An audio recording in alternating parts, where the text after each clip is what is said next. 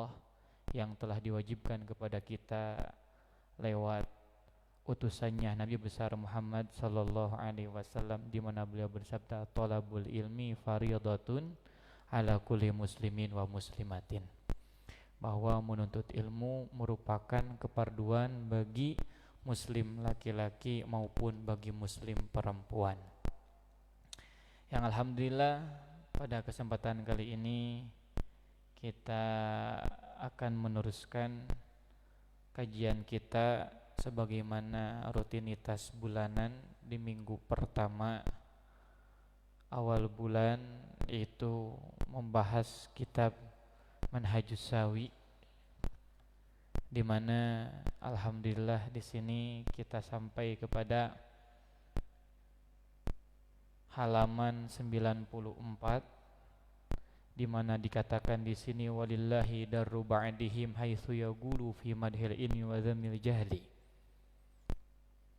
ma'al ilmi fasluk haitsu ma salagal ilmu wa anhu fakashif gulaman indahu fahmu fa fihi jila'un lil qulubi minal ama wa aunun 'ala ad-dini alladhi amruhu hatmu fa inni ra'aitul jahla yuzri bi ahlihi wa dal ilmi fil aqwami yarfa'u ilmu yu'addu saghiral qaumi wa huwa kabiruhum wa yanfudu minhu fihimul qawlu wal hukmu fa ayyu raja'in fi imri'in syaba ra'suhu wa afna syababan wa huwa musta'jimun fadmu yaruhu wa yaghdu dahra sahiba badnih tara kama fi ahsya'ihi syahmu wal lahmu idza su'ilal mahrum an hali amrih badat turhadul i fi wajhi tasmu fahal absarat aynaka akbaha manzara min asyakhsi la ilmu ladhi wa la hilmu fakhalid ruwatal ilmi washab khiyarahum fasuhbatuhum dinun wa khultatuhum gunmu wa la ta'du an aynaka anhum fa innahum nujumun idza ma ghaba najmun bada najmu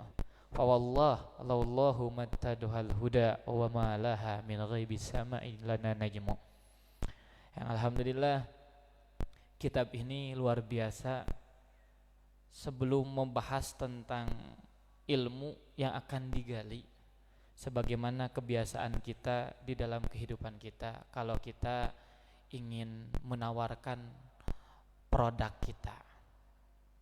kita ingin menawarkan produk kita agar dikonsumsi oleh orang-orang, kemudian banyak peminatnya, suka ada yang namanya iklan. Iklan, di mana iklan itu penting. Dan luar biasa, ini di Manhajus Sawi, iklan tentang ilmu itu sangat banyak sekali. Dari sisi ayat Al-Qur'an, dari sisi hadis, dari sisi syair para ulama, makalah-makalah para ulama yang menunjukkan kepada kita betapa besar, hebat, pentingnya peran ilmu di dalam kehidupan kita. Dan yang dimaksud di sini adalah ilmu syariat. Yang dimaksud di sini adalah ilmu syariat. Kenapa? Karena kalau hanya membahas tentang ilmu pengetahuan, saya yakin setiap orang pasti memiliki tujuan, langkah sendiri untuk menyempurnakan, menambahkan pengetahuan di dalam kehidupannya. Namun kan berbeda-beda pengetahuan yang mereka ambil.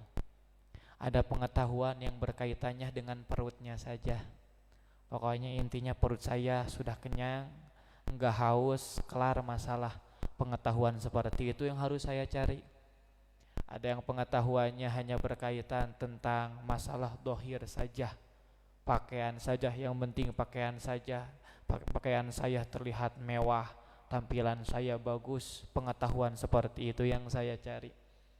Ada yang cari pengetahuannya tentang masalah kendaraan saja, yang penting kendaraan saya bagus, sehingga pengetahuan yang berkaitan dengan pengendaraan saja yang dia cari. Ada pengetahuan tentang rumah, pengetahuan tentang A, tentang B, tentang C, yang semuanya itu pengetahuan ternyata tatkala diteliti, kalau dari sisi manfaat, ya betul ada manfaatnya, tidak dipungkiri. Namun dari sisi keabadian, kelestarian itu manfaat, Apakah lama ataukah tidak, itu yang perlu kita pahami. Bukan berarti tidak boleh, silakan mencari pengetahuan tentang sesuatu gitu kan yang menyebabkan kita bisa makan kendaraan, silakan. Namun jangan sampai menghabiskan waktu untuk menggali pengetahuan seperti itu, yang logika kita sendiri mengetahuinya, meyakininya, kemanfaatannya tidak abadi. Jangankan membahas tentang entar di alam kubur, di alam dunia saja paling sampai berapa tahun pengetahuannya berguna. Sudah 2 tahun, 3 tahun ternyata pengetahuannya tidak bermanfaat lagi. Kenapa? Karena tidak dibutuhkan lagi. Yang kita gali, yang diiklanin di dalam kitab ini adalah pengetahuan yang abadi, kemanfaatannya. Bukan hanya membahas di masa sekarang, bahkan membahas di masa setelah sekarang. Setelah sekarang itu panjang ceritanya. Ada setelah sekarang kita keluar dari pesantren, kemudian setelah itu kita menikah, digunakanlah, manfaatlah ilmu ini. Kemudian bercerita tentang tatkala punya anak, tetap manfaat ilmu ini. Kemudian berbicara tentang masuk alam kubur, ilmunya tetap bermanfaat di alam kubur. Masuk alam mahsyar, ilmunya tetap manfaat di alam mahsyar. Subhanallah, ini ilmu yang diiklankan oleh para ulama. Para ulama mengiklankan, menawarkan kepada semuanya, ini loh, ada ilmu yang akan bermanfaat selama-lamanya. Dan manfaatnya gak membahas tentang usia. Manfaatnya gak membahas tentang usia. Mau kamu masih kecil, mau kamu sudah dewasa, ilmu ini bermanfaat bagi kamu. Kenapa? Ilmu ini tidak membahas tentang usia, di mana sekarang banyak sekali orang yang membatasi. Dalam arti membatasi dari keyakinannya, bukan dari kondisinya, bahwa ilmu yang seperti ini, ilmu syariat itu untuk orang-orang yang sudah dewasa. Adapun untuk anak kecil ini gak diperlukan ilmu yang seperti ini. Kalau seandainya gak diperlukan, kenapa syariat mensunnahkan tatkala lahir bayi diadzanin di telinga kanan, dikomatin telinga kiri? Tatkala ditanya qomat dan adzan itu syariat bukan? Syariat. Kemudian orang tuanya dianjurkan akikoh tersebut syariat bukan? Syariat. Kemudian dikasih nama dengan nama yang baik, itu syariat bukan? Syariat. Ternyata ilmu syariat ini berlaku untuk berbagai kalangan, semua kalangan. Tidak membahas dewasa, anak kecil pun tetap bisa mendapatkan kemanfaatan dari ilmu ini. Adzan. Wahid minkum ya adzin. Adzin awalan. Ya adzin, wahid minkum ya adzin. A'udzu billahi minasyaitonir rajim. Bismillahirrahmanirrahim. Allahu akbar. Allahu akbar. Allahu akbar. Allahu akbar. Asyhadu an la ilaha illallah. Asyhadu an la ilaha illallah. Asyhadu anna Muhammadar Rasulullah. Asyhadu anna Muhammadar Rasulullah. Hayya 'alas salat. Hayya 'alas salat.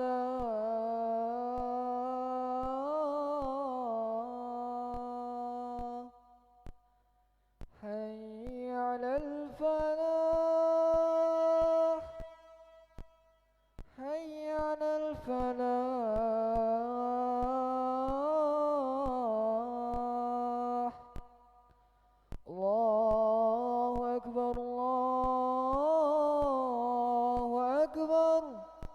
La ilaha illallah.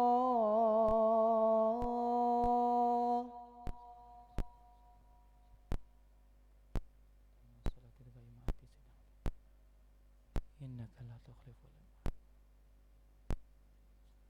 Ya.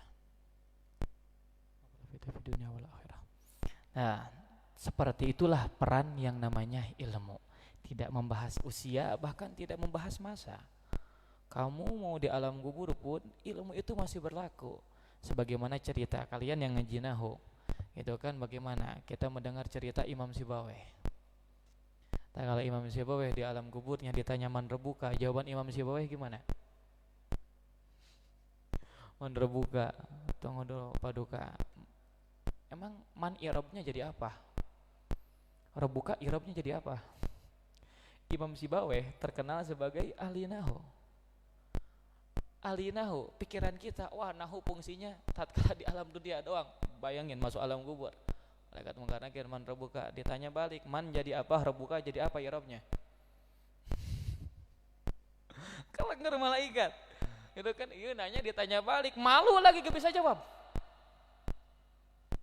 Man jadi apa, rebuka jadi apa, doh malu duluan malaikatnya melapor kepada Allah, akhirnya gak jadi nanyanya. Kenapa? Karena malu ditanya balik gak tahu jawabannya. Nah, ini di alam kubur. Ini di alam kubur. Ternyata ilmu syariat betullah sekarang. Para ulama iklannya sampai wah luar biasa. Kalau ada pengajian pasti aja ustadznya. Tidak lepas ada yang membahas tentang fadilah ilmu. Kenapa? Agar orang-orang itu betul tahu, membuka matanya, mata dohir, mata hatinya tentang berharganya, hebatnya peran ilmu ini di dalam kehidupan kita. Yang ilmu ini berlaku untuk semua kalangan. Mau kamu pejabat, bukan pejabat, mau rakyat, mau pemerintahan, ilmu ini sangat dibutuhkan banget oleh kita. Apalagi di posisi seperti ini, bayangin. Di posisi seperti ini banyak orang-orang sekarang yang kebingungan menghadapi keadaan seperti ini. Entah itu pemerintah, entah itu masyarakat, semuanya pada kebingungan. Sehingga tidak sedikit satu sama lain saling melontarkan ucapan-ucapan di mana menyalahkan orang lainnya. Tanpa disadari sebenarnya problemnya bukan dari orang lain, tapi dari kita. Problem terjadinya kerusuhan, terjadinya ucapan, pertikaian, terjadinya fitnah-fitnah, isu-isu yang tidak sesuai dengan fakta, kemudian terjadinya perampokan, terjadinya pencurian. Ini tanpa disadari problem pertama bukan dari orang lain tapi dari diri sendiri. Ini masalahnya dari diri sendiri. Kenapa? Karena Nabi besar Muhammad Shallallahu Alaihi Wasallam beliau kan sudah mengisyaratkan di dalam hadisnya, ala wa inna fil jasadi mudghah idza saluhat saluhal jasadu kulluh wa idza fasadat jadi sedulur. Nabi sudah ngasih isyarat. Ketahuilah pada jasad kamu terdapat segumpal daging. Itu baik dagingnya, yang lain badannya ikut baik. Badan jasad, mulut termasuk jasad, mata termasuk jasad, telinganya termasuk jasad, tangannya termasuk jasad, kakinya termasuk jasad. Siapa yang mengendalikan semuanya? Segumpal daging tersebut. Segumpal daging tersebut bagus, semuanya jadi bagus. Tapi kebalikannya, segumpal daging tersebut hancur, rusak, semuanya akan rusak. Apa segumpal tersebut? Kata Nabi, ala wahyal qalbu. Ketahuilah, itu yang menjadi pusat adalah hati. Hati siapa? Kamu punya hati enggak? Kalau hati kita ini rusak, gitu kan, maka semuanya akan jadi rusak. Hati kita baik, semuanya akan menjadi baik. Jadi menyikapi persoalan seperti ini, keadaan seperti ini, yang pertama kali harus kita perhatikan adalah hati. Sekarang kan problemnya saya gak bisa tersenyum gitu kan. Saya ingin nanya, emang senyum dengan gak senyum kaitannya dengan duit? Berapa banyak orang tersenyum namun bukan karena duit, bukan karena uang.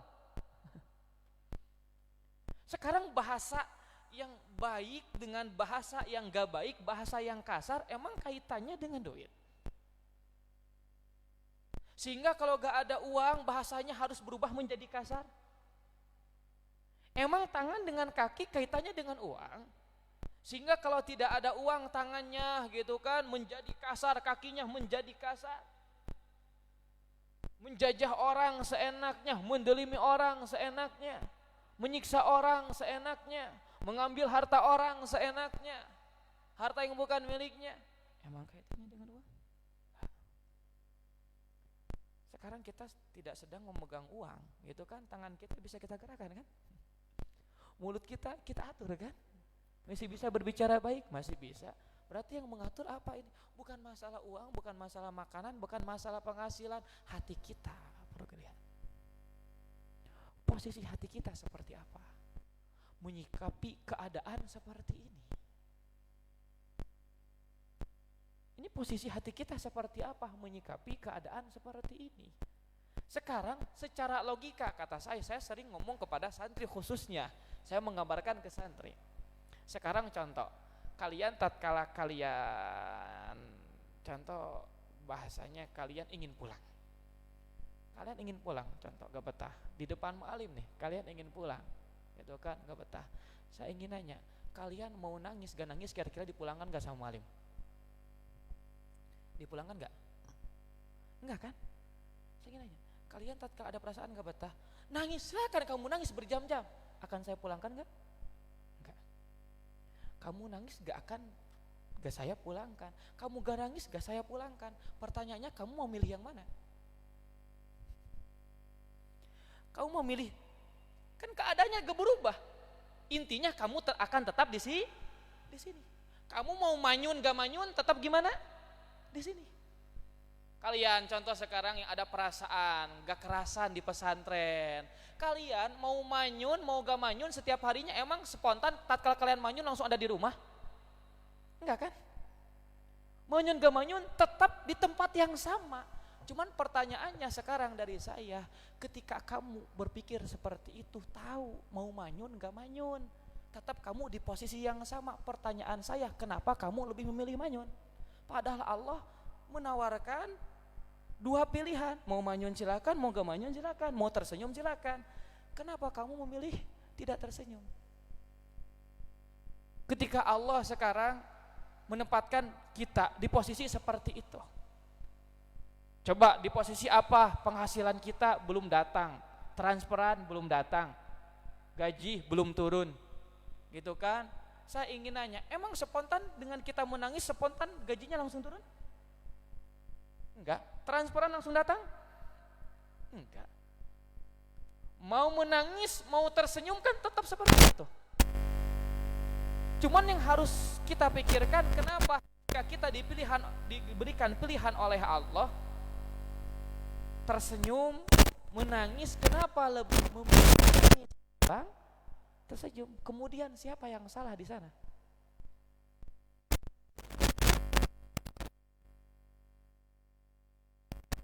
Dianya menangis. Siapa yang salah? Allah kan berdua.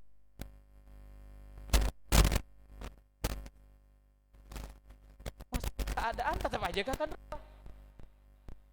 dengan cara seperti itu.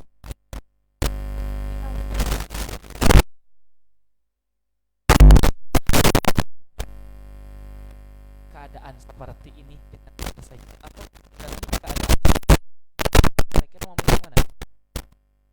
Dengan tersenyum atau menangis? Hikmat, ini hati. Cuman problemnya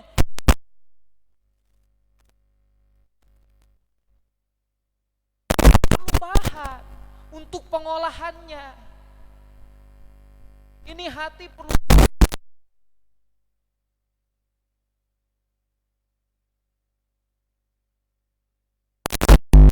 olahannya, ada yang diolahnya. Yang menggerakkan hati ini apa? Ilmu. Yang menggerakkan hati ini adalah ilmu. Kalau tidak ada ilmu Allah gitu,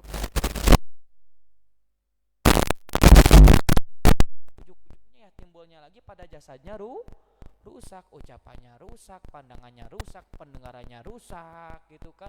Ucapannya selalu mengadu domba, ucapannya selalu menebarluaskan fitnah gitu kan. Telinganya selalu ingin mendengarkan gosip-gosip, telinganya selalu ingin mendengarkan sesuatu yang maksiat gitu kan. Kemudian badannya, kakinya selalu melakukan maksiat gitu. Kenapa? Ini pengolahannya salah kamu. Yang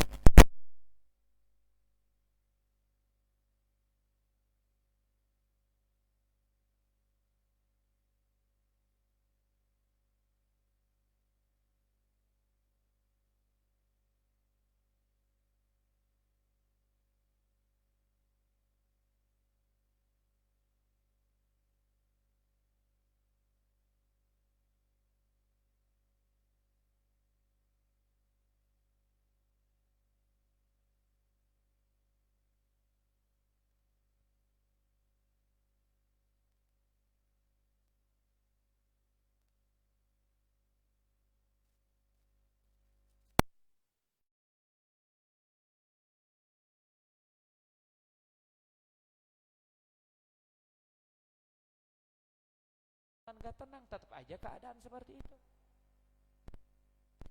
Tetap terjadi gempa gitu kan, terjadi banjir, rumahnya kebanjiran. Emang tatkala kita gak tenang, spontan banjirnya langsung hilang?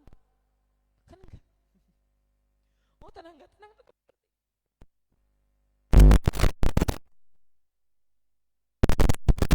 dihadapi dengan tenang.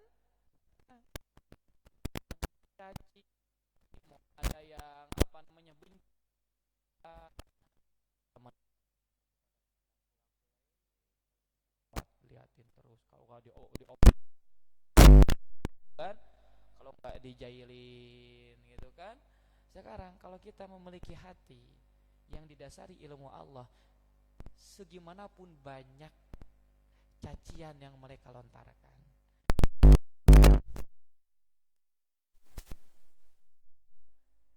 kita akan bukan mereka yang bisa merubah hati kita. Ucapan mereka gak bisa merubah hati kita. Kita punya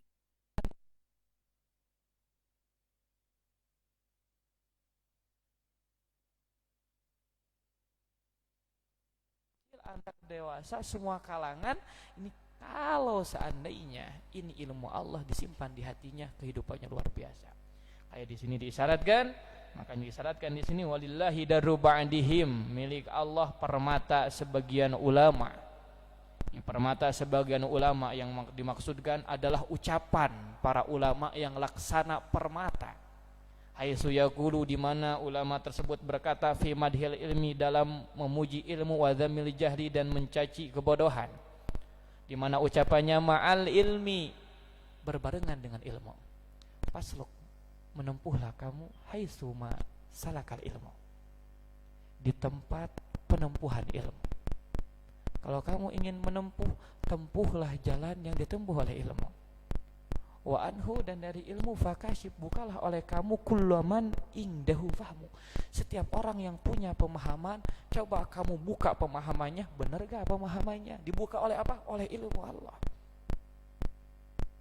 Memahami tentang hadis Nabi, bagaimana pemahamannya gitu kan. Ini tentang hadis Nabi perlu, apalagi sekarang banyak orang yang menelan hadis secara langsung. Hadis tentang yang berkaitan dengan apa, wabah, hadis yang berkaitan tentang yang berkaitan dengan yang lainnya gitu kan, madorot dan manfaat, namun ditelan secara langsung. Oh, gak bisa. Harus dibuka oleh ilmu. Dibuka oleh ilmu. Lihat asbab wurudnya hadis, sebab datangnya itu hadis gimana, kemudian posisinya Nabi mengutarakan itu hadis di zaman Nabi seperti apa, posisi orang di sana kayak gimana, sehingga untuk dipraktekkan di zaman kita seperti apa yang tepatnya, gitu kan. Ini perlu. Jangan sampai salah sekarang.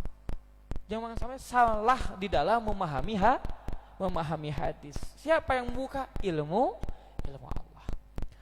Fafihi, pada ilmu jilaun lil qulub, merupakan ketajaman, kebersihan bagi hati. Kebersihan dari hati, untuk hati, minal ama, daripada kebutaan. Di mana orang bodoh dilaksanakan seperti orang buta yang gak tahu arah. Gak tahu arah, jangankan untuk memahami kehidupan orang lain, memahami diri sendiri juga sudah tidak bisa. Jangankan untuk memahami perasaan orang lain, memahami perasaan diri sendiri juga sudah tidak bisa. Sehingga tatkala ditanya, kenapa kamu seperti ini, saya juga gak tahu, Ustaz, kenapa saya seperti ini. Kenapa tiba-tiba saya kok ada perasaan kayak gini, jenuh perasaan saya. Tiba-tiba sumpek padahal gak ada sebabnya. Menurut dia, perasaan saya ini gak ada apa-apa, tiba-tiba hati saya kok jenuh, Ustaz, ini saya harus gimana, gak tenang hati saya, gitu kan. Coba, jangankan memahami orang lain, diri sendiri juga tidak bisa, Pak, tidak bisa dipahami. Kenapa? Itu kan laksana orang yang buta, tidak tahu. Nah, yang membuka dari buta tersebut siapa? Adalah ilmu. Wa aunun, merupakan penolong ala dini, atas agama, alladzi amruhu hatmu, yang perkaranya itu wajib. Penolong bagi agama yang perkara agama hukumnya apa? Wajib. Catat. Agama hukumnya apa? Wajib. Agama hukumnya wajib. Hati-hati. Agama hukumnya wajib. Yang disampaikan oleh agama dari kewajiban juga itu wajib. Apa yang namanya wajib? Dikerjakan dapat pahala, ditinggalkan dapat dosa. Ini agama. Hati-hati. Silakan. Biarlah, tak apalah, pekerjaan kita, bisnis kita sekarang tidak lancar, namun jangan sampai sholat yang tadinya kita kerjakan jadi kita tinggalkan. Kenapa? Itu agama wajib. Perusahaan kita hancur, bisnis kita hancur, penghasilan kita hancur. Namun jangan sampai agama kita yang hancur. Jadi kufur kepada Allah, keluar dari agama Allah, keluar dari ajaran Allah, meninggalkan perintah Allah. Menangis, silakan, tak apalah menangis. Kalau emang menangis bisa meringankan beban, silakan menangis, silakan kamu teriak. Namun jangan sampai meninggalkan agama Allah. Sholatnya jangan sampai ditinggalkan, zakatnya jangan sampai ditinggalkan, subuh, duhur, asar, maghrib, isya jangan sampai ditinggalkan. Kenapa? Karena itu semuanya alladzi amruhu hatmu, perkaranya dihukumi apa? Wajib. Fa inni ra'aitul jahla yuzri bi ahli, sesungguhnya aku melihat kebodohan itu mencaci, membikin jelek kepada orangnya. Ini kebodohan membikin jelek kepada orangnya.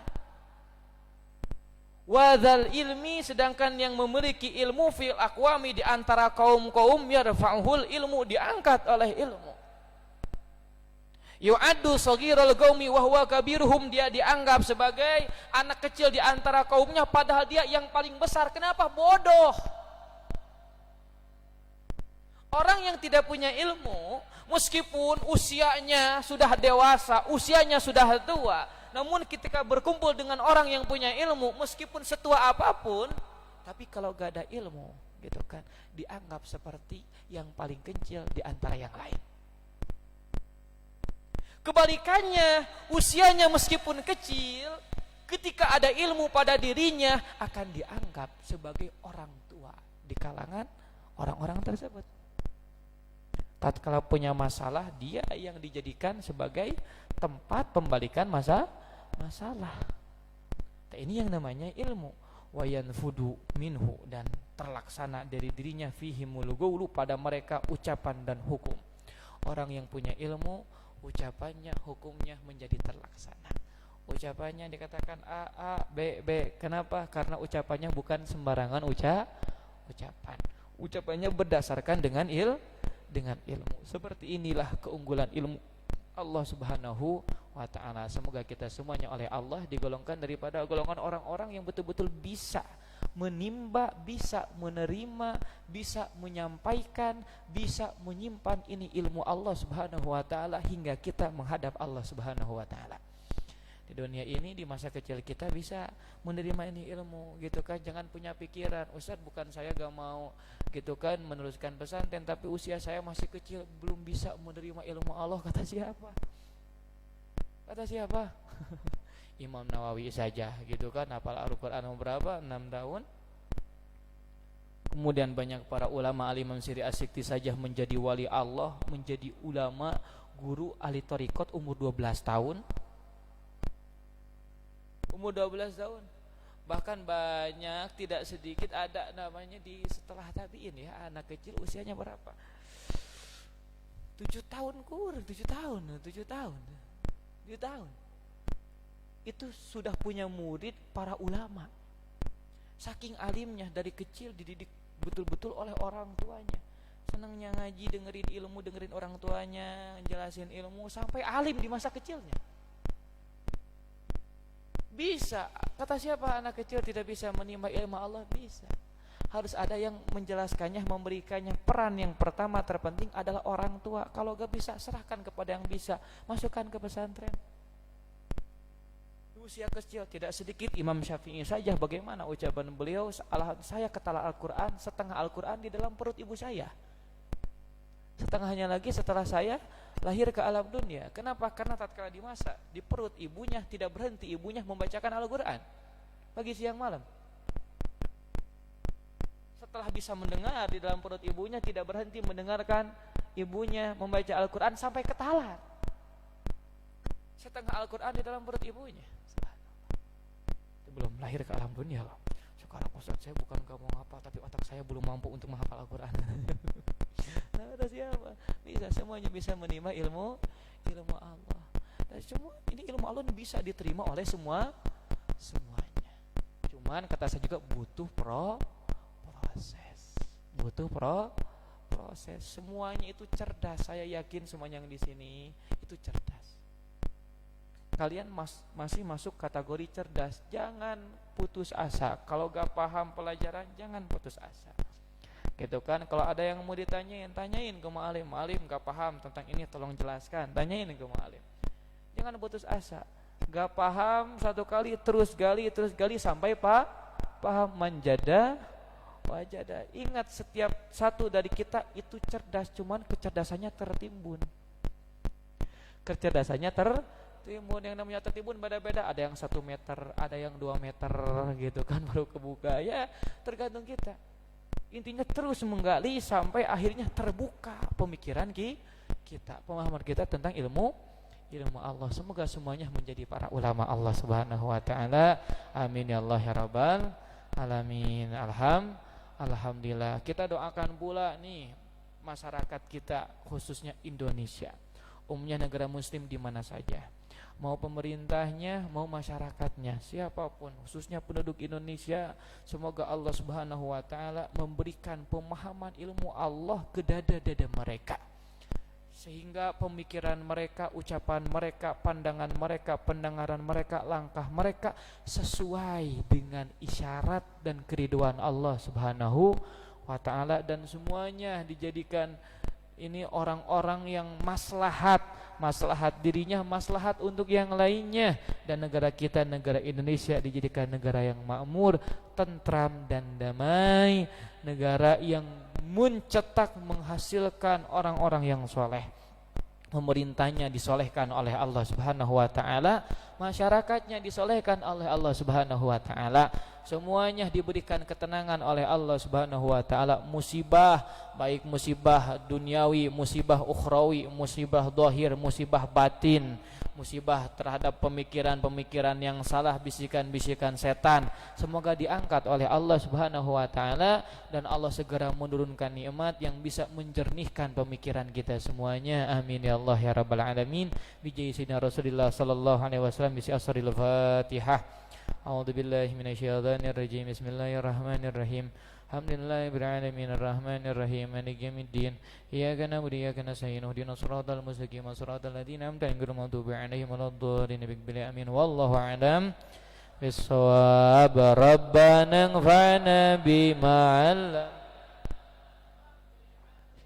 الذي ينفعنا ربي فكنا وفكها لنا وقربت لنا في ديننا مع آل قدر أنثى وذكر ربي وفقنا ووفقهم لما تهتدي قولا وفعلا كرما وارزق الكل حلالا دائما وآخلا أقياء علما نوضى بخير ونفى كل شر ربنا أصلح لنا كل سوء وآخر الظلم من العيون واقض أنا ربنا كل ديون قبل أن تأتينا رسل المنون وفرست أنت أكرم ستر وصلاة الله تغشى المصطفى من إلى الحق دعانا والوفاء بكتاب به للناس شفاء وعلى الآل كرام شرفاء وعلى صبي وصبي القرآن أمرتك فسبأت فيها الأصوات والجيش بماء على ماشي ومعادي وعلى ذريتي وبتني وظهيري أمرتك فسبحت فيها الأصوات والجيش بماء أمين على ماشي ومعادي وعلى ذريتي وبتني وظهيري أمرتك فسبحت فيها الأصوات والجيش بماء أمين على ماشي ومعادي وعلى ذريتي وبتني وظهيري يسير الأمر علينا سرعة إن الأمر علينا عظيم واستجبنا دعانا كرما يا كريم أنت رب الكرما يسير الأمر علينا سرعة إن هذا الأمر علينا عظيما واستجبنا دعانا كرما يا كريم أنت رب الكرما يسير الأمر علينا سرعة إن هذا الأمر علينا عظيما واستجبنا دعانا كرما يا كريم أنت رب الكرما اللهم اهدنا بهداك واجعلنا من شرك ولينا وليا سواك من خلف أمرك وعصاك يا ربنا ضربنا بأننا اقترفنا وأننا أشرفنا فتب علينا توبة تغسل لكل أوبة واستر لنا عوراتي وآمن روعاتي واغفر لوالدينا ربي ومولودينا وآل والإخوان وسائر الخلان وكل ذي أو جيرة أصوبة والمسلمين أجمع آمين يا ربي اسمع فضلا وجدا منا لا باكتساب منا بالمصطفى نرضى بكل صلى وسلم ربي عليه أدى الحب وآله وصحبه عدد تسس بي والحمد لله في البدء والتناهي اللهم بحمدك أشهد أن لا إله إلا أنت أستغفرك وأتوب إليك سبحانك اللهم بحمدك أشهد أن لا إله إلا أنت أستغفرك وأتوب إليك سبحانك اللهم وبحمدك أشهد أن لا إله إلا أنت أستغفرك وأتوب إليك صلوا على النبي محمد. Assalamualaikum warahmatullahi wabarakatuh. Ayo.